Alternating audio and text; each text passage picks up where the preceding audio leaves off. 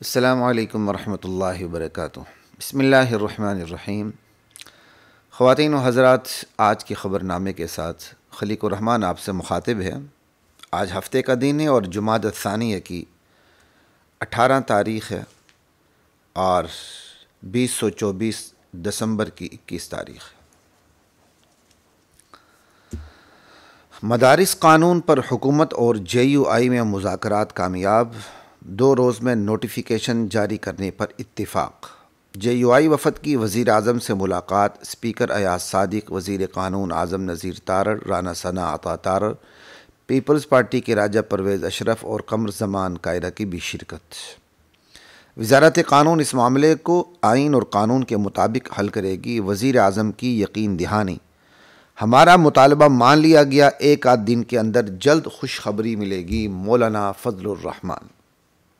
بہت کمال کی بات ہے جی، اللہ تعالیٰ جلد از جلد قوم کو اس خوشخبری سے ہمکنار کرے۔ مدارس کی آزادانہ اور خود مختارانہ حیثیت جو ہے اس پر کوئی سمجھوتا نہیں ہو سکتا۔ یہ مدارس کی زندگی اور موت کا مسئلہ ہے خواتین و حضرات۔ سوسائٹی ایکٹ 1860، اس کے تحت بڑی بڑی یونیورسٹیز بھی منسلک ہیں، بہت بڑے بڑے ادارے منسلک ہیں، یعنی پرائیویٹ سیکٹر میں کوئی بھی کام ہوتا ہے تو اس کے لیے 1860 کا سوسائٹی ایکٹ ہے۔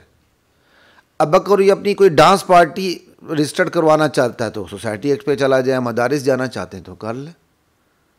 تو اس پہ مدارس پر اعتراض کیسے بنتا ہے؟ سوسائٹی ایکٹ کے تحت مدارس کے بارے میں پھپتیاں کسی گئی کہ جی یہ وزارت صنعت و تجارت کی طرف جانا چاہتے ہیں، اور وہ مولانا جو میڈیا پہ آ کر کیا کہتے ہیں اپنی اخلاق کی شہرت کرواتے ہیں، ان کے یہ الفاظ ہیں ایک انٹرویو میں کہ وزارت صنعت و تجارت کے ساتھ الحاق کے صورت میں تو تاجری پیدا ہوں گے۔ وہاں مولانا کا اخلاق کہاں گیا؟ اور وہاں جو مولانا کے مریدین ہیں یا ان کے شاگرد ہیں، وہاں ان کے اخلاق کے بارے میں تبصرہ کیوں نہیں کرتے؟ ہم نے اس حوالے سے ویڈیو بنائی تھی، اور اس کے بعد ہم نے زیادہ ویڈیوز بنانا یا مناسب نہیں سمجھا، یا بہرحال جو بھی ہم نے پھر مزید اس پر ویڈیو نہیں بنائی۔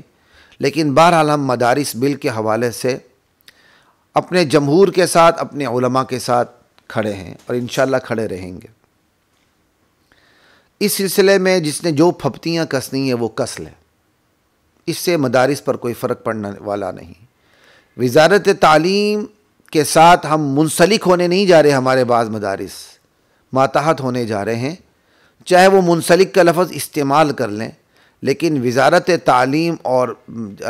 تعلیم کے ساتھ جو ہمارے بعض مدارس کا الحاق ہو رہا ہے، تو وزارت تعلیم کے حوالے سے وہاں یہ بات موجود ہے کہ وقتاً فوقتاً جو ہدایات، جو ڈائریکشنز ملتی رہیں گی وزارت تعلیم کی طرف سے، مدارس کو انہیں فالو کرنا ہوگا۔ یہی چیز خطرناک ہے۔ آج اگرچہ انہیں وہ ہدایات نہ ملیں جو ان کے لیے سخت ہوں، تو کل کی کیا گارنٹی اور ضمانت ہے کہ کل انہیں سخت ہدایات نہ ملیں جس سے ان کی آزادی اور خود مختاری متاثر نہ ہو۔ یہی وجہ ہے کہ مدارس کے ذمہ داروں کی جو فراست ہے، ان کی اکثریت اسی طرف چلی گئی کہ ہم وزارت تعلیم کے ماتحت کبھی بھی نہیں جائیں گے، بلکہ ہم وہی اپنے پرانے جو ہمارا سلسلہ تھا سوسائٹی ایکٹ کے تحت رجسٹریشن کا، ہم اسی کے اوپر رہیں گے۔ اس پر بہرحال انہیں بہت بھی پھپتیاں بھی برداشت کرنی پڑیں، اور عام لوگوں کو اس چیز کا ادراک ہی نہیں ہوتا، احساس ہی نہیں ہوتا۔ عام بندہ جب پڑھا لکھا بھی سنتا ہے یار مدارس وزارت صنعت و تجارت کی طرف جا رہے ہیں، تو بھائی مدارس تو تعلیمی ادارے ہیں، ان کو تو وزارت تعلیم کے ساتھ ملحق ہونا چاہیے۔ یعنی پہلے مرحلے میں یہی چیز سامنے آتی ہے، اور ہمارے سامنے بھی یہی آئے گی، لیکن حقیقت یہ نہیں ہے۔ مسئلہ وزارت تعلیم اور وزارت صنعت و تجارت کی جو پھپتی کستی گئی اس کا نہیں ہے۔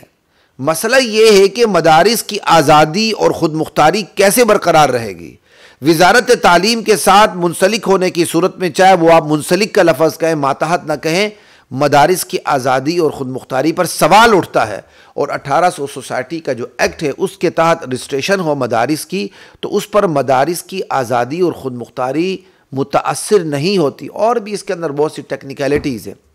ایک مولوی صاحب کا کلپ مجھے بھیجا گیا، اور اس پہ کہا گیا کہ چونکہ یہ وزارت و صنعت تجارت کے تحت منسلک ہونے جا رہے ہیں لہٰذا مدارس پر ٹیکس بھی لگیں گے۔ انا للہ و انا الیہ راجعون ثم انا للہ و انا الیہ راجعون۔ حیرانی کی انتہا ہو جاتی ہے کہ بندہ اتنا بھی بے شعور ہو سکتا ہے یا مخالفت میں اتنا ہی آگے جا سکتا ہے کہ آپ یہ ڈرائیں لوگوں کو کہ جی وزارت صنعت و تجارت کے ساتھ منسلک ہونے کی صورت میں یہ صنعتی اور تجارتی ادارے ہوں گے لہٰذا ان پر ٹیکس بھی لاگو ہوگا۔ اس پر کیا تبصرہ کیا جائے؟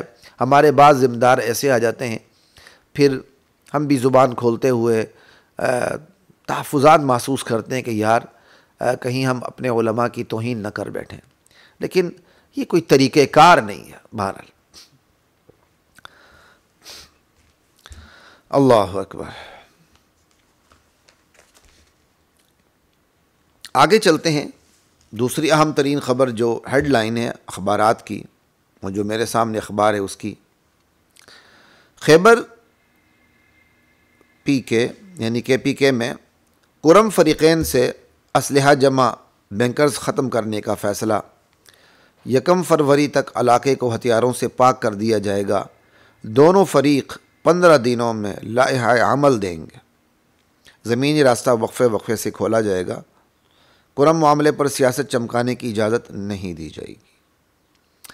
خواتین و حضرات، کرم کا جو مسئلہ ہے وہ ایرانی پراکسی وار کا مسئلہ ہے، ایران کی پاکستان میں مداخلت کا مسئلہ ہے، جو آج کا نہیں بہت پرانا ہے، اور دھیرے دھیرے اتنا واضح ہو چکا ہے کہ اس بے شرم ایران کو کبھی بھی اس کا خیال نہیں رہا۔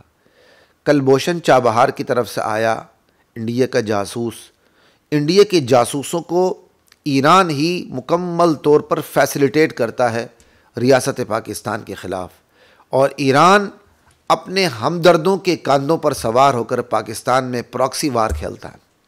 اس کا بہترین علاج یہی ہے کہ حق اور سچ کا ساتھ دیا جائے، باطل کو نیست و نابود کیا جائے۔ وہ تمام لوگ جو صحابہ کے دشمن ہیں، جو ختم نبوت کے دشمن ہیں، جو قرآن کا اوریجنل ایڈیشن پیش کرنے کا دعویٰ رکھتے ہیں، ان کو طاقت کے زور پر مغلوب کر دیا جائے۔ اس کا واحد حل یہ ہے۔ اگر اس کے حل ایسے نکالے جائیں کہ فریقین کے درمیان کچھ لوگ کی بنیاد پر سمجھوتا کروایا جائے تو یہ آج آگ دبے گی، کل دوبارہ چنگاری بن کے دوبارہ اٹھے گی۔ اس کا اول و آخر علاج یہی ہے کہ ریاست بھی سچ کے ساتھ کھڑی ہو اور جھوٹ کو دبا دے۔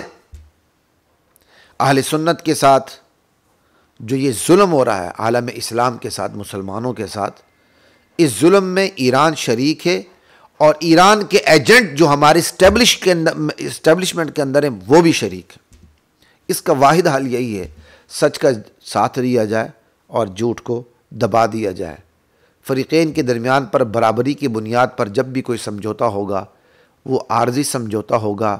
حقیقت یہی بتاتی ہے، پاکستان کی تاریخ یہی بتاتی ہے، بلکہ ہماری پرانی تاریخ بھی یہی بتاتی ہے۔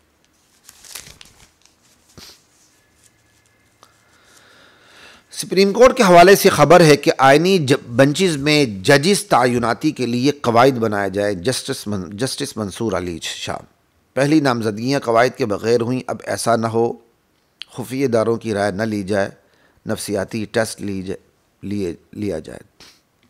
سیکرٹری کمیشن کو خط۔ بہرحال 26ویں ترمیم، آئینی ترمیم کے نتیجے میں سپریم کورٹ گنجی ہو چکی ہے۔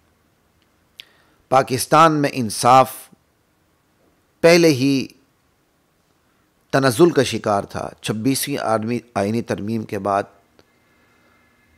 پاکستان میں رہے سے انصاف کا بھی بیڑا غرق ہو چکا ہے۔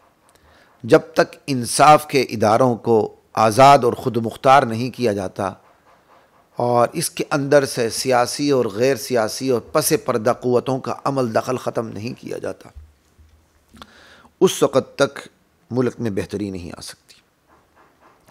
برا ہو اس انگریز کا، اس نے برصغیر پاک و ہند میں آ کے ہمارے تعلیمی نظام پہ ہاتھ ڈالا، تہ و بالا کیا، اپنا تعلیمی نظام دیا۔ اس نے ہمارے قانونی نظام پہ ہاتھ ڈالا، تباہ و برباد کیا، اپنا قانونی نظام دیا، اپنا کچرا ہمیں دے دیا۔ غلاموں کو مزید غلام بنانے کے لیے جو قواعد تھے اس نے ہمیں تعزیراتی شکل میں، دیوانی شکل میں، فوجداری شکل میں سب کچھ دے دیا۔ پاکستان جو بنا وہ ایک مکمل پیکج کے ساتھ، یعنی جو نظام تھا اس کو من وعن برقرار رکھے اس کو آگے چلایا گیا ایک کالونی کی شکل میں۔ یہ ایک دکھ بری حقیقت ہے، بہت بڑی حقیقت ہے۔ تو جو سپریم کورٹ اپنا تھوڑا سا معمولی سا سر اٹھا کے رکھتی تھی، آج 26ویں آئینی ترمیم کے ٹنوں وزن کے نیچے دب چکی ہے۔ یہ بڑی دکھتی حقیقت ہے۔ میری دلی خواہش ہے کہ اللہ کرے جو 26ویں آئینی ترمیم اس وقت چیلنج ہو چکی ہے، ایک وقت آئے کہ یہ تباہ و برباد ہو جائے 26ویں آئینی ترمیم، اور سپریم کورٹ کا تھوڑا سا جو رنگ تھا وہ دوبارہ بحال ہو جائے۔ پاکستانی جوہری میزائل پروگرام پر مضحکہ خیز امریکی خدشات۔ امریکہ کو خوف ہے کہ بیلسٹک پروگرام اس کے اتحادی اسرائیل کے لیے خطرہ بن سکتا ہے۔ خود اس کی اتنی ترقیاں اور پھرتیاں پوری دنیا کو ہلاکت میں ڈالنے کے لیے ہلاکت خیز سائنسی ایجادات، اور پاکستان کے جو میزائل کا بیلسٹک پروگرام ہے، جوہری میزائل پروگرام، اس پر وہ پابندیاں لگا رہا ہے، اور پاکستان کے اداروں پر وہ پابندیاں لگا چکا ہے جس نے اس سلسلے میں ان کے مطابق کہ معاونت کی ہے۔ اور اسی سے ملتی جلتی خبر یہی خبر ہے کہ امریکہ میں جو پاکستان کی سابق سفیر رہی ملیحہ لودھی کہتی ہیں امریکی پابندیاں نہیں ہیں، نہ ان سے پاکستان پہ کوئی اثر پڑتا ہے۔ یعنی پابندیاں لگتی رہتی ہیں اور ان سے پاکستان پہ کوئی اثر نہیں پڑے گا۔ امریکہ کا رویہ امتیازی، اس نے بھارت پر کبھی ایسی پابندی نہیں لگائی۔ بس یہی میں آپ کو بتانا چاہ رہا تھا، امریکہ نے بھارت پر کبھی ایسی پابندی نہیں لگائی۔ غزہ کا مسئلہ شروع ہوا تو چونکہ ایران کی منافقت سے حماس نے یہ کام شروع کیا تھا غزہ کے اندر، جس کا انعام ایران پر سے پابندی ہٹانے کا تھا، میزائل پروگرام تک سے بھی۔ یہ بہت پرانی خبر ہے، ہمارے لوگوں کے لیے پرانی خبر ہو چکی ہے، ہمارے لوگوں کا حافظہ بہت کمزور ہوتا ہے۔ آج کا یہ ہے کہ اعتراف کیا جا رہا ہے کہ امریکہ انڈیا پر ایسی پابندی نہیں لگاتا جو پاکستان پہ لگاتا ہے۔ تو بھائی الکفر ملت واحدہ، کفر ایک ہے۔ کفر کے آپس میں جتنے بھی اختلاف ہوں وہ اہل اسلام کے مقابلے میں کفر ایک ہے۔ یہ کفر جو ہے وہ یونائٹڈ نیشن کی شریعت ہم پہ نافذ کرنا چاہتا ہے۔ ہمیں اقوام متحدہ کی شریعت قبول نہیں ہے، ہمیں محمد الرسول اللہ کی شریعت قبول ہے، کہ جو شریعت محمد رسول اللہ نے نہیں بنائی تھی اللہ نے ان کے سینے اطہر پہ نازل کی تھی۔ مسلمان جب تک مسلمان نہیں بنے گا، اس کے اندر ایمان نہیں آئے گا، وہ تنزل کی اتھاہ گہرائیوں سے باہر نہیں آ سکتا۔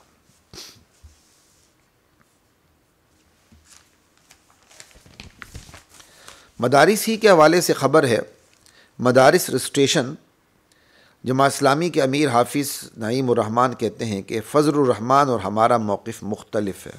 مجھے بڑی حیرت ہو رہی ہے، جماعت اسلامی کے جو سینیٹر ہیں، شاید اب سابق سینیٹر ہیں مشتاق صاحب، انہوں نے اس مدارس بل کی حمایت میں بیان ریکارڈ کروایا، اور ان کے میں اس کلپ کو اپنے آفیشیل پیج سے میں نشر بھی کر چکا ہوں۔ بہت کمال کا ان کا اس حوالے سے حمایت ہے ان کی۔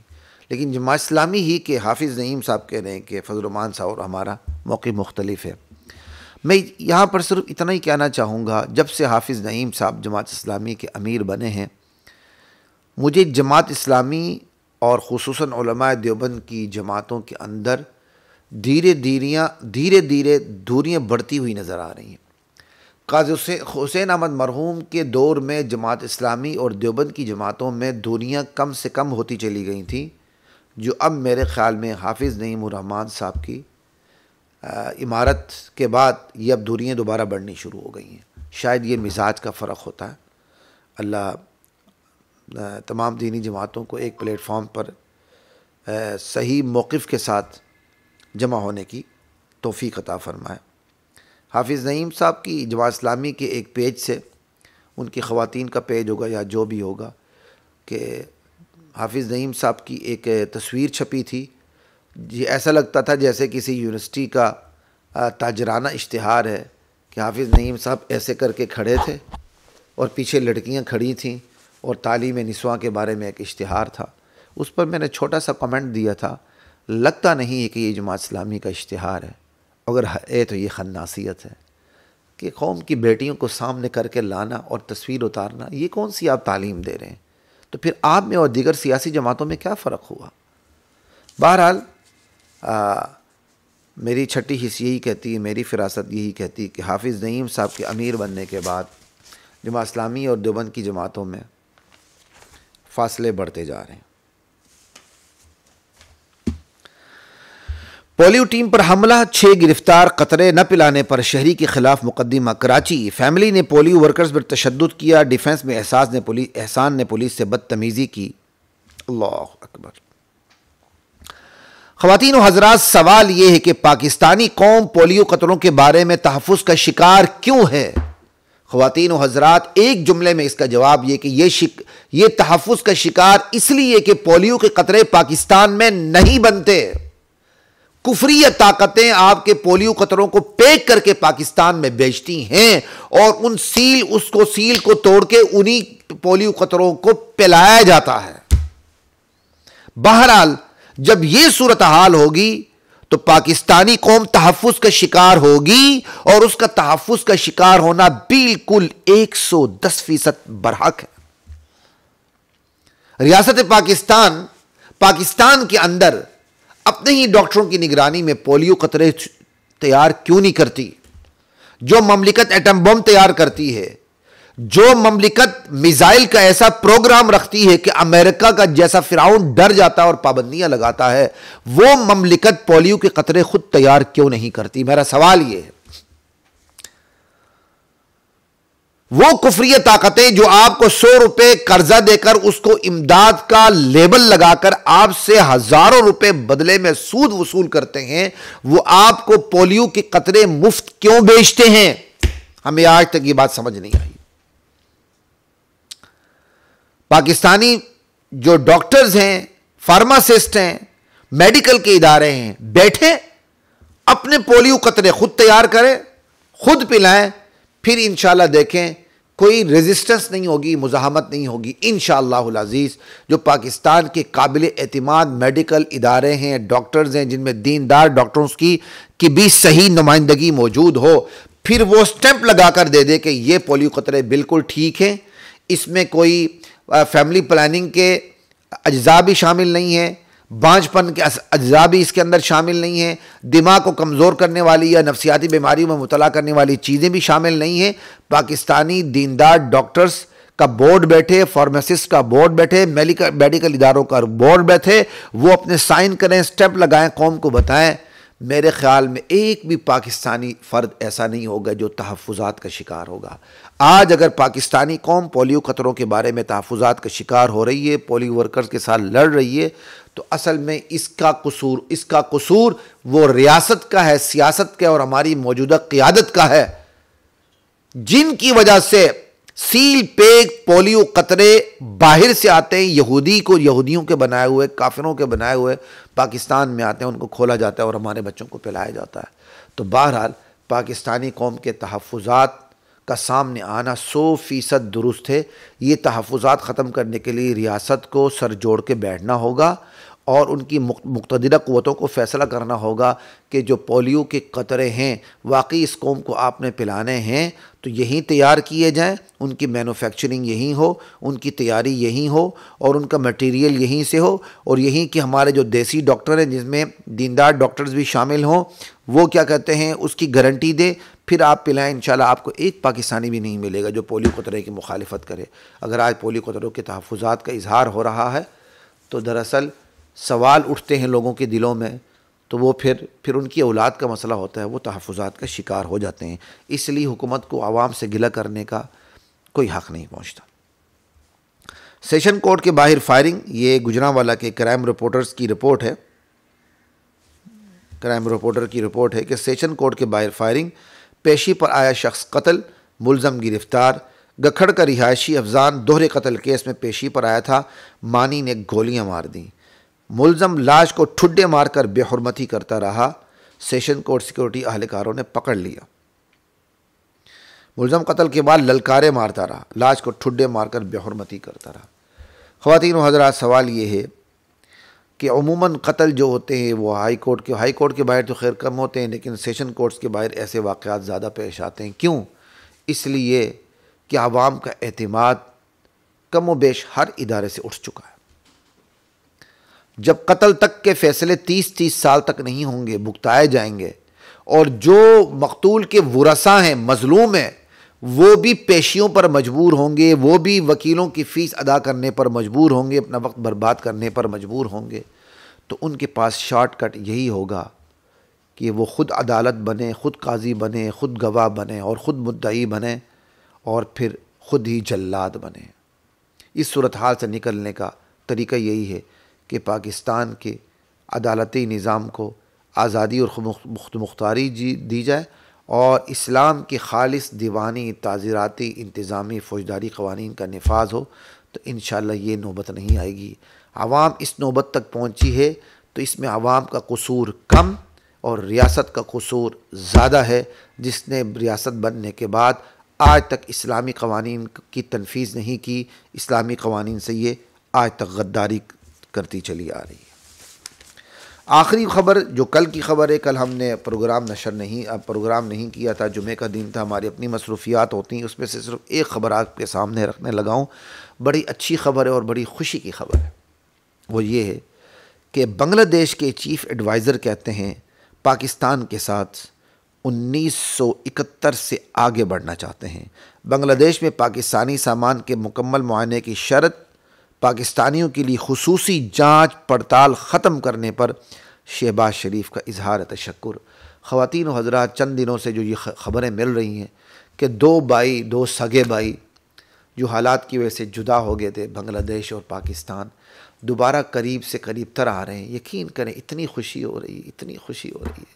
ہم دو سگے بھائی ہیں، ہم علیحدہ ہو گئے تھے، ٹھیک ہے، تو واپس انشاءاللہ جڑتے جا رہے ہیں، ہمارے تعلقات بحال ہوتے جا رہے ہیں، اور چیف ایڈوائزر بنگلہ دیش بھی کہہ رہے ہیں کہ ہم 1971 کو بھول کے ہم آگے بڑھنا چاہتے ہیں، پاکستان کے ساتھ 1971 سے آگے بڑھنا چاہتے ہیں۔ کاش یہ ماحول پوری دنیا کے اسلامی ریاستوں میں پیدا ہو، عالم اسلام میں پیدا ہو، اور دوبارہ سے ہم سب کے سب عالم اسلام کے مسلمان اسلام کی طرز حکمرانی کی امبریلا کے نیچے آ جائیں، ہم سب ایک ہو جائیں۔ ہم سب جب ایک ہوں گے تو انشاءاللہ ہمارا ایمان بھی محفوظ ہوگا، ہماری جانیں بھی محفوظ ہوں گی، ہماری عزت و آبرو بھی محفوظ ہوگی، ہماری عقل، ہماری نسلیں تک بھی محفوظ ہوں گی۔ اور جب تک ہم اسلام کی جو طرز حکمرانی ہے اس کی امبریلا کے نیچے نہیں آئیں گے تو اسی طرح ظلم کی چکی میں پستے رہیں گے۔ اپنے میزبان خلیق الرحمان کو اجازت دیجیے۔ السلام علیکم ورحمۃ اللہ وبرکاتہ۔